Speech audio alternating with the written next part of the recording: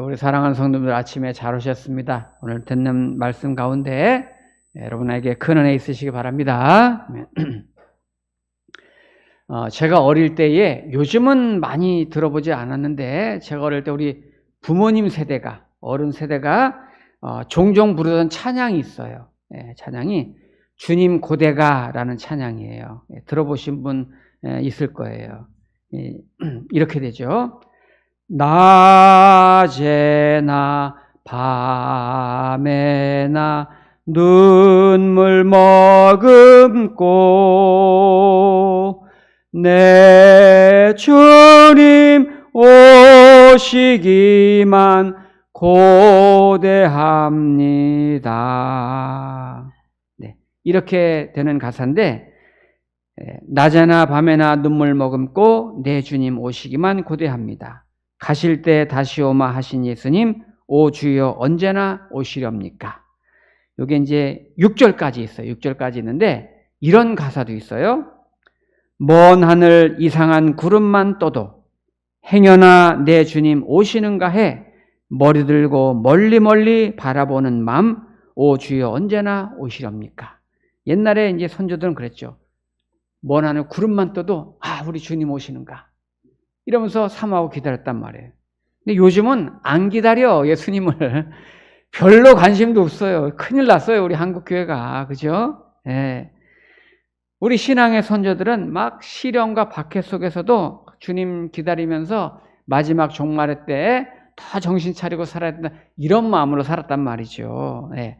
우리가 참 우리 순수했던 그 신앙의 선배들을 참 본받아야 되는데, 우리 지난 시간에 이어서 오늘 종말에 관한 내용인데 말씀드렸죠. 종말이라고 하는 것은 어느 날, 어느 때, 어느 시간 여기에 집중해서 있는 것이 아니고 순서의 문제다. 즉 예수님께서 저와 여러분을 구원하기 위해서 이 땅에 오신 그때부터 종말이 시작이 되었고 예수님이 다시 오시는 그 재림의 날까지가 종말 기간이다. 이렇게 말씀을 드렸고요. 오늘은 그러면 그 종말의 기간 때에 어떤 식으로 진짜 종말이 임박해서 올 것인가?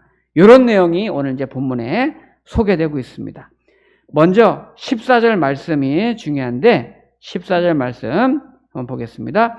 멸망의 가증한 것이 서지 못할 곳에 선 것을 보거든 읽는 자는 깨달을진저 그때에 유대에 있는 자들은 산으로 도망할지어다. 네.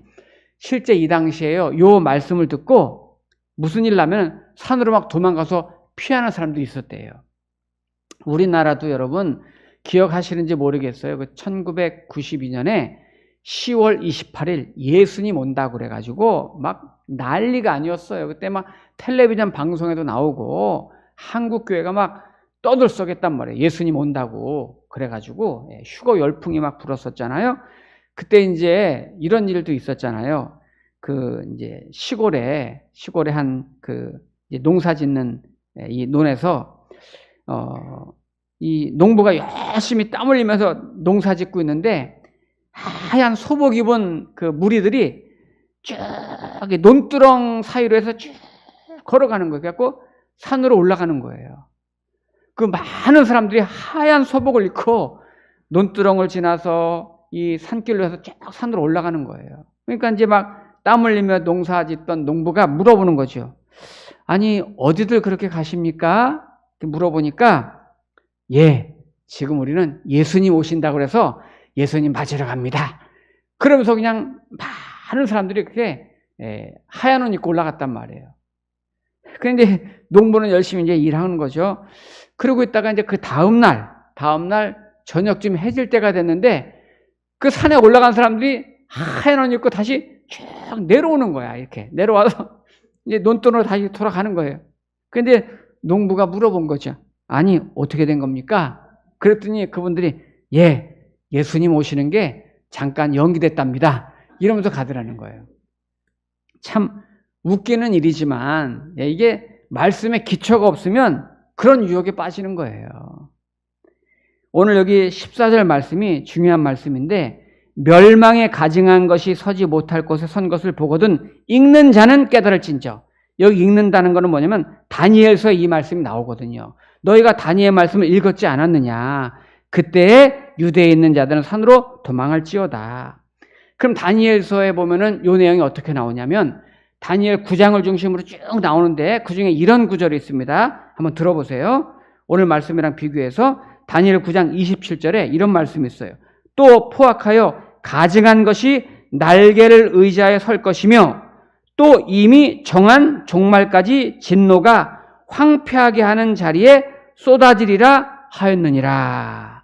그러니까 요 말씀은 지금 예수님이 말씀하시고는 요때로부터 600년 전에 다니엘서에 나오는 이 말씀을 예수님이 인용하셔서 지금 이 시대 그때 하신 말씀이 지금 곧 이루어질 것이다. 이렇게 예수님이 말씀하시는 거예요. 그래서 그 당시에 이제 배경을 잠깐 말씀드리면 이제 그 배경을 알아야지 요 구절이 나오거든요. 로마 제국사 같은 데 보면 나오는 거죠.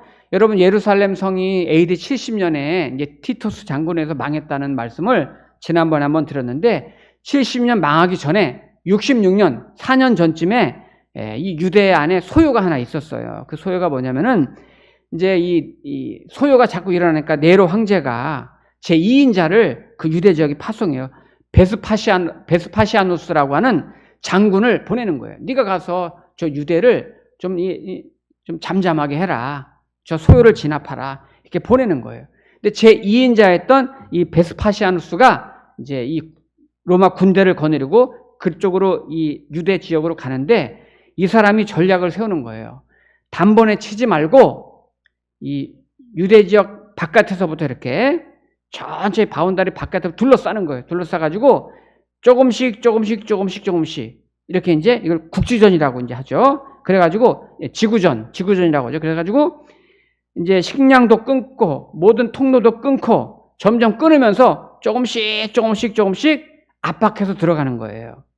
왜냐면은 전쟁이라고 하는 건 여러분 아시지만은 금방 공격하면은 빨리 끝나지만은 사람도 별로 안 죽고 하지만 천천히 진행하면은 더 많이 죽고 완전히 파멸시킬 수가 있단 말이에요. 그래가지고 이번 기회에 유대인들을 단단히 혼내주자. 이래가지고 이제 지구전을 통해서 고사작전을 펼치는 거죠. 그래서 조금씩 모든 이 유대 지역으로 나가는 통로를 전부 타잔시키고 식량도 물품도 전부 다 차단을 시키고 이제 공격에 들어가는 거예요. 로마 군인들이. 그런데 베스파시아누스가 이제 그렇게 해서 지휘를 하고 있는데 갑자기 로마 정부 내부에서 문제가 생긴 거예요. 분란이 일어났는지 이때가 이제 AD 67년인데 네로 황제가 죽었어요.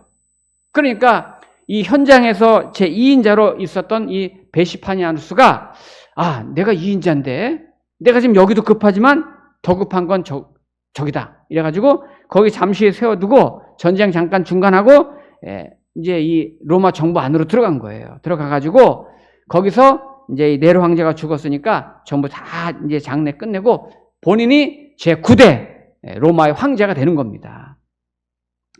근데 이제 황제가 되고 보니까 로마 지역, 유대 지역에 전쟁을 지금 치르다 말고 왔잖아요. 그래서 지금 저 유대 지역 계속 소요가 일어나고 엉망인데 저걸 누구에게 진압시킬까 하는데 자기가 믿을 만한 사람이 부하 중엔 없는 거예요. 그래서 자기 아들 티투스 장군에게 네가 가가지고 저 유대 지역을 진압해라.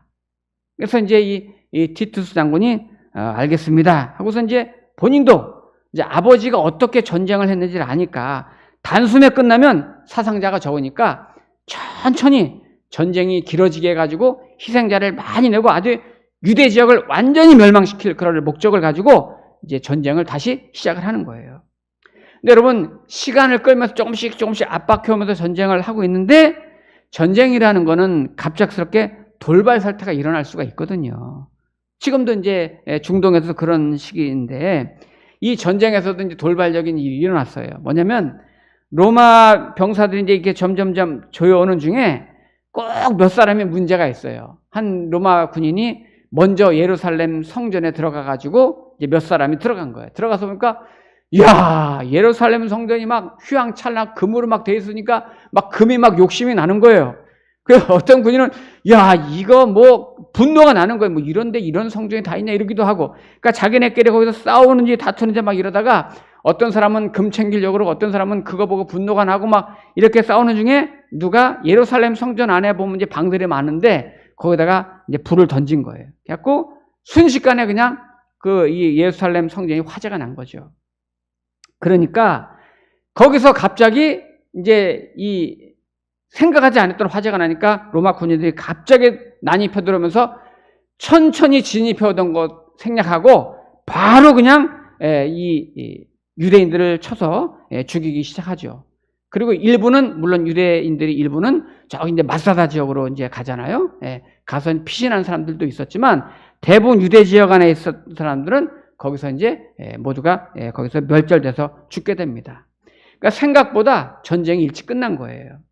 그러니까 이 유대 지역의 이 예루살렘의 이런 멸망한 이 사건이 오늘 우리에게 왜 중요하냐? 뭐냐면 다니엘서에 있는 내용, 아까 말씀드린 다니엘서 9장에 포악하여 가증한 것이 날개를 의지하여 섰다. 이 말씀은 로마의 군기, 로마의 군대를 의미하는 거예요. 티투스 장군이 예루살렘을 점령했다. 거기다 깃발을 꽂았다. 이런 의미가 이미 600년 전에 예언된 것이 이루어진 거예요. 상징적으로.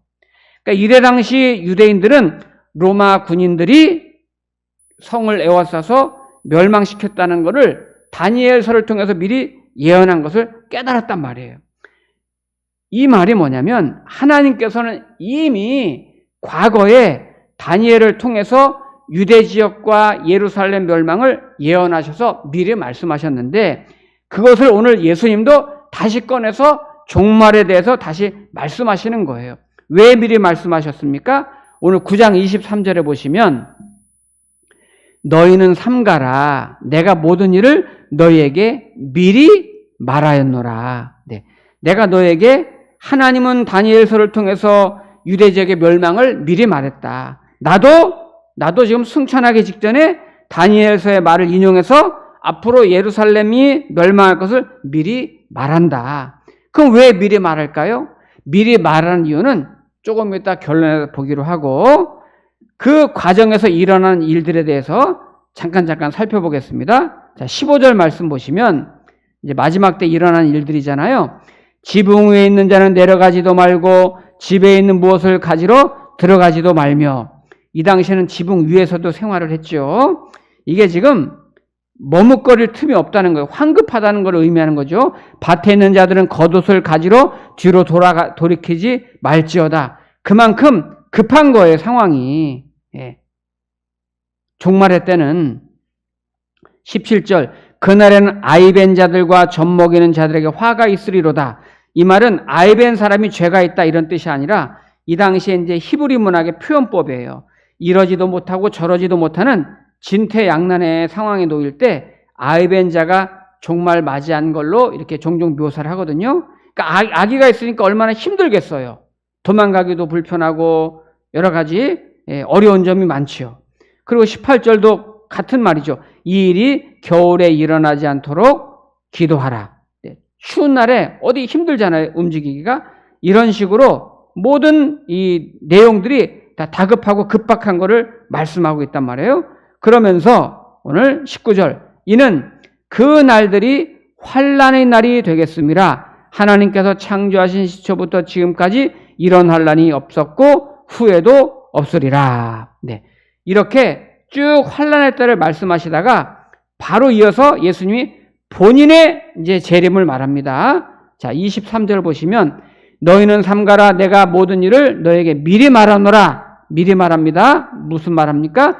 그때의 환난 후에 그 환난 후에 내가 어두워지며 그 환난 후 해가 어두워지며 달이 빛을 내지 아니하며 별들이 하늘에서 떨어지며 하늘에는 권능들이 흔들리리라. 그때에 인자가 예수님이죠. 인자가 구름을 타고 큰 권능과 영광으로 오는 것을 사람들이 보리라.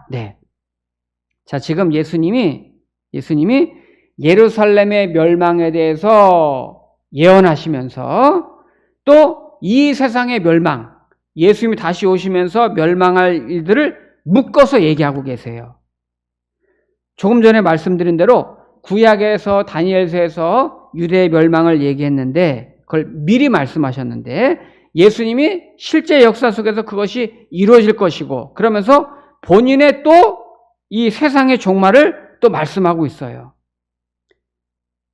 이 말은 뭐냐면 미리 말한다. 분명히 미리 말한다. 다니엘서 미리 말했는데 이루어졌지? 내가 미리 말하는 거 이루어졌지? 이제 분명히 내가 또 오늘 미리 말하는데 역사의 종말은 온다. 나는 분명히 온다. 설마 하지 마라. 미리 말한다. 그러므로 반드시 종말이 온다는 사실을 믿어라. 이렇게 강조하시는 거예요. 여러분, 분명히 역사적인 종말, 우주적인 종말은 분명히 여러분 있습니다. 예수님 재림하심으로 있는데, 그렇지 않더라도 저와 여러분 개인적인 종말도 분명히 있잖아요. 우리는 언젠가 세상을 떠나게 되어 있단 말이에요. 그러니까 이 두 종말은 갑자기 찾아온다는 거예요. 우리가 그걸 느낄 수 있는 곳이 어디죠? 장례식장이죠. 그죠? 우리가 장례식장 가면 저와 여러분의 마음이 어때요? 숙연해지잖아요. 근데 보면은 믿는 사람들의 장례식장과 믿지 않는 분들의 장례식장은 분위기가 너무 달라요.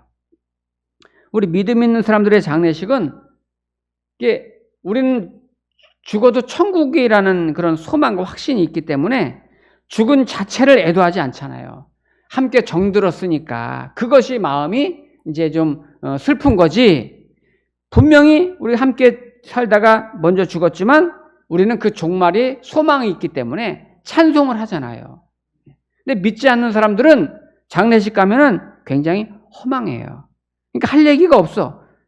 살아있을 때 얘기만 하는 거예요. 뭐 돈 얼마나 벌었대, 직장 어디 다녔대, 뭐 그런 이야기. 우리 예수님을 믿으면서 살아가는 성도님들이 그들과 다른 거는 우리는 살아있을 때도 거룩한 하늘의 목표가 있고 죽어서도 그 하늘의 귀한 곳으로 갈 수 있다는 그런 확신이 있잖아요. 자, 그러면 오늘 예수님께서 왜 종말의 때에 대해서 미리 말씀하셨을까요? 왜? 자, 오늘 그 부분을 지금 확인할 텐데요. 오늘 말씀 중에 마가복음 13장 33절 보시면 주의하라, 깨어있으라, 그때가 언제인지 알지 못함이라 하시면서 쭉 37절 또 깨어있으라, 내가 너희에게 하는 이 말은 모든 사람에게 하는 말이니라 하시니라. 네. 미리 말씀하신 이유는 깨어있으라는 건데, 그럼 왜 깨어있으라고 하셨을까? 네, 우리 이제 결론은 우리 베드로 후서에서 보겠습니다. 베드로 후서를 한번 찾아보세요. 신약 성경 저 뒤쪽에 한번 있어요. 뒤쪽에 찾아보세요. 신약 성경 거의 끝에 있어요. 거의 끝에.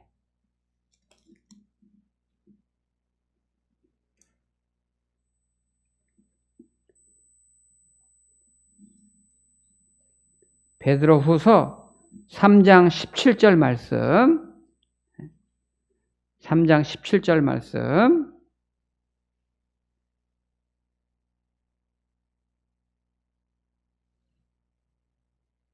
네. 3장 17절 말씀 제가 읽겠습니다. 그러므로 사랑하는 자들아, 너희가 이것을 미리 알았은즉, 미리 말씀하셨잖아요. 예수님이 미리 알았은즉 무법한 자들의 미혹에 이끌려 너희가 굳센 데서 떨어질까 삼가라. 그러니까 지금 미혹되기 쉬우니까 점점 믿음 떨어질까 조심하고 확신 잃어버릴까 조심하라.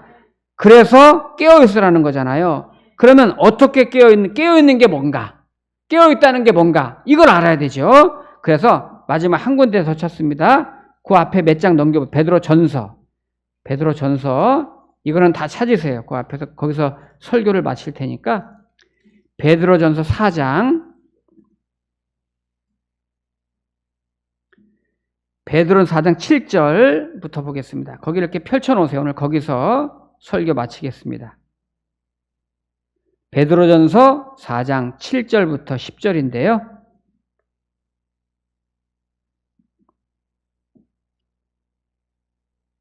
자, 여기 보면은 깨어있으라는 의미에 어떻게 무엇이 깨어있는 건지, 무엇이 준비하는 건지 세 가지를 말씀하고 있어요. 세 가지. 자, 첫 번째는 뭐냐면 4장 7절에 보면 만물의 마지막이 가까이 왔으니 그러므로 너희는 정신을 차리고 근신하여 기도하라. 네. 첫 번째는 뭐냐면 근신하여 기도하라. 이 말은 게으르지 말고 기도 생활, 예배 생활 잘하라는 거예요. 우리가 마지막 때 되면은 예배 생활이 점점 해이해집니다. 근데 이 예배는 우리 성도의 가장 중요한 신앙 고백이에요. 예. 이게 성도인 증거예요. 중요한 잣대가 돼요. 예배에 대해서 제가 이제 처음으로 잘 알게 된 거는 우리 신학교 다니면은 교과서 같은 게 있잖아요. 예, 근데 교과서가 한 권은 아닌데, 이제 예배학 시간에 예배학에 대한 교재가 있어요. 예배학에 대한 교재는 많은데, 그 중에 특별히 이제 로버트 웨버 박사가 쓴 예배학이라는 책이 있습니다.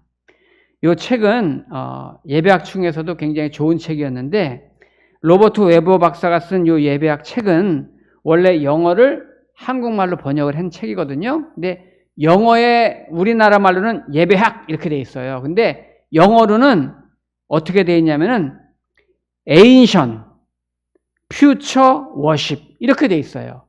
Ancient 고대, Future 미래, Worship 예배. 그러니까 이 책은 예배학 책인데 초대교회로부터 미래에 이르기까지의 예배를 이제 뜻하는 거죠.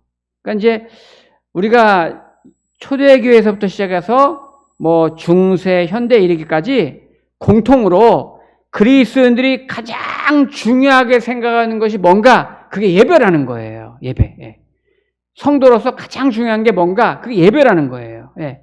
그렇다면 이 예배를 예수님 믿는 성도들이 옛날에도 예배를 드렸고 과거에도 오늘날도 지금까지 예배를 드리는 게 가장 중요한데 그 예배가 뭐냐? 그 예배 정의를 설명을 잘 해놓은 책이에요. 세 가지로 말하고 있는데 첫째 예배는 뭐냐면 하나님의 이야기 속으로 내가 들어가는 것이다. 이렇게 표현했어요. 내가 내 이야기 속에 살다가 이렇게 예배를 드려 나오시잖아요. 그럼 예배를 드리는 순간 그때부터 나는 하나님의 이야기 속으로 들어가서 하나님이랑 사는 것이 된다는 거예요. 그 예배가 얼마나 중요해요. 두 번째, 우리가 예배 안으로 들어와서 하나님 속으로 들어와서 하나님 말씀을 듣다 보면은 그때부터는 하나님께서 내 인생의 여정을, 하나님께서 내 기억과 내 삶을 신앙적으로 볼 수 있게, 은혜로 볼 수 있게 그렇게 체험을 하게 해주신다는 거예요. 이게 예배의 참 중요한 의미죠.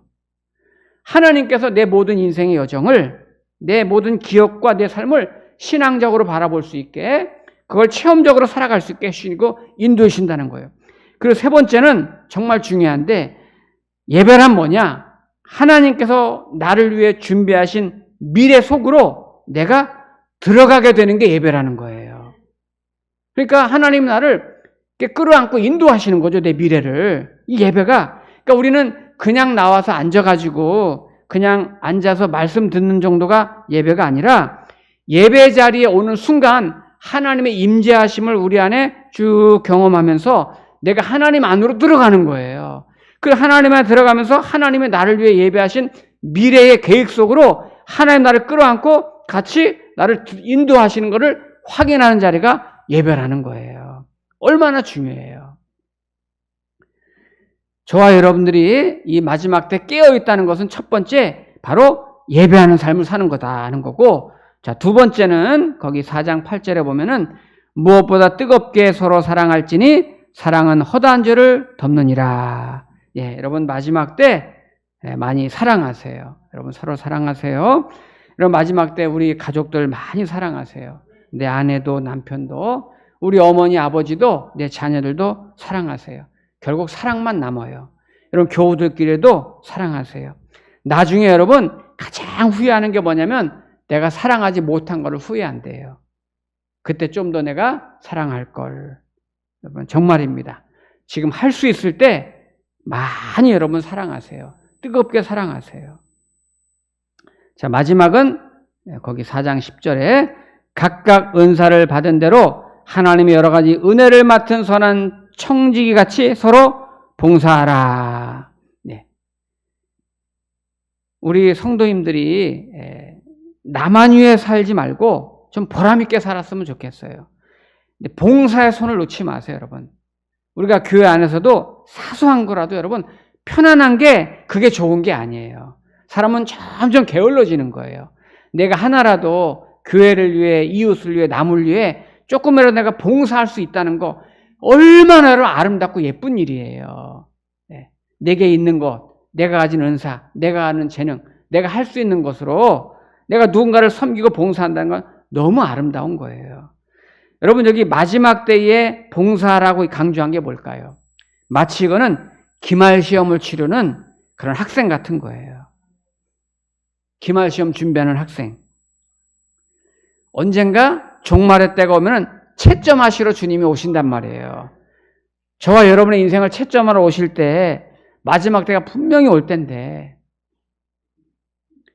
그 날 주님이 오시는 그날 마치 오늘이 마지막 날인 것처럼 내 삶의 비본질적인 거 정말 다 내려놓고 하나님 앞에 설 때 내가 부끄럽지 않도록 후회하지 않도록 정말 이 땅에 너무 집착하지 말고요. 여러분 이 세 가지 기억하세요. 깨어있으라. 깨어있다는 게 뭘까? 예배 생활하는 거, 서로 사랑하는 거, 한 가지로 내가 봉사하는 삶을 살면서 이것이 내 믿음 붙들어주고요. 이것이 마지막 때를 준비하는 거고요. 이것이 깨어있는 성도의 아름다운 자세예요. 세상 풍조가 아무리 변해도 여러분 우리 믿음 잘 지키면서 소망 중에 나와 함께 하시는 주님 바라보며 주님 섬기며 여러분 깨어있는 성도가 될 수 있기를 축복합니다. 아멘. 기도하겠습니다.